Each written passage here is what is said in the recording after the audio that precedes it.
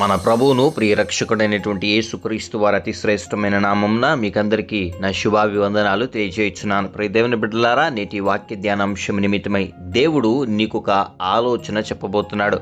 దేవుడు నీవు నడవవలసిన మార్గముని దేవుడు ఈ దినాన నీకు బోధించబోతున్నాడు. నువ్వు ఏ పని చేసినా అందులో నష్టాన్ని ఎదుర్కొంటున్నావా, లేదా ఎంతగా ప్రయాసపడినా కూడా ఫలితాన్ని చూడలేకపోతున్నావా? నువ్వు ఏది చెయ్యాలో తెలియక అయోమయ స్థితిలో ఉన్నావా?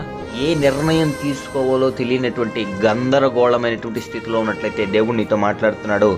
యెషయా గ్రంథం 48వ అధ్యాయము 17వ వచనం, నీ విమోచకుడును ఇశ్రాయేలు పరిశుద్ధ దేవుడైన యెహోవా ఇలాగ సెలవిచ్చుచున్నాడు, నీకు ప్రయోజనము కలుగునట్లు నీ దేవుడైన యెహోవానకు నేనే నీకు ఉపదేశము చేయుదును, నీవు నడవవలసిన త్రోవను నిన్ను నడిపించెదను. దేవుడు చాలా స్పష్టంగా మాట్లాడుతున్నాడు.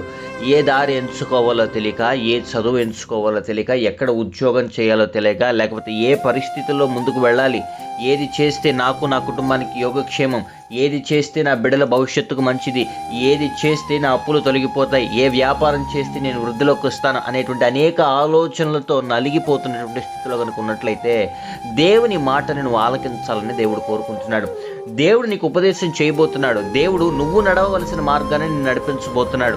నువ్వు ఎంచుకునేటువంటి మార్గం ఎలాంటిదో నీకు తెలియకపోవచ్చు, కానీ అందులో మరణం ఉందా, అవమానం ఉందా, నిందలున్నాయా, ఎన్నున్నాయో దేవుడు నీకు బోధించి నడిపించబోతున్నాడు. పరిశుద్ధాత్మ దేవుని సహాయం కనుక ఈ దినాన్ని నువ్వు కోరినట్లయితే దేవుడు నీ హృదయంలో ఒక సమాధానకరమైనటువంటి పరిస్థితి నుంచి నీ పరిస్థితులు నీకు అర్థమయ్యే రకంగా దేవుడు నీతో మాట్లాడతాడు. అదే రకంగా ఆ 18వ వచనం చూసినట్లయితే, నీవు నా ఆజ్ఞలను ఆలకింపవలనని నేను కోరుచున్నాను, నేను ఎంతో కోరుచున్నానని దేవుడు చెప్తున్నాడు. మనుషుల మాటలు నమ్మావు, స్నేహితుల మాటలు నమ్మావు, అధికారుల మాటలు నమ్మావు, ఆలోచనలు చెప్పువారి మాటలు నమ్మావు, కానీ ఈ దినాన దేవుని మాట కనుక నువ్వు విన్నట్లయితే నీ నీతి సముద్ర తరంగముల వలె ఉంటుందంట. ఎన్నడూ కూడా అలలు ఆగిపోవడం చూసారా సముద్రంలో, అలా నీ నీతి ప్రవహించేలా దేవుడు చేస్తాడు. నిన్ను గొప్ప స్థితిలో నిలబెడతాడు. దేవుని మాటను ఆలకించి దేవుని సన్నిధిలో అడుగు, ఏం చేయాలో అడుగు. దేవుడు నీకు బోధించి నేను ఉన్నత స్థితిలో నిలిపి నడిపించి భద్రపరిచి కాపాడునుగాక. ఆమెన్. ప్రార్థన.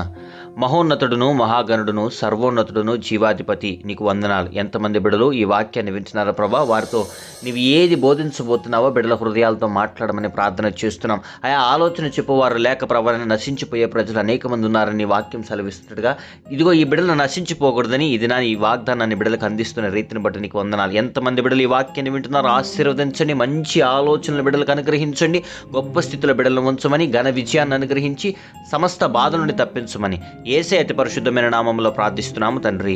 Amen, amen, amen. Praise Lord. May God bless you.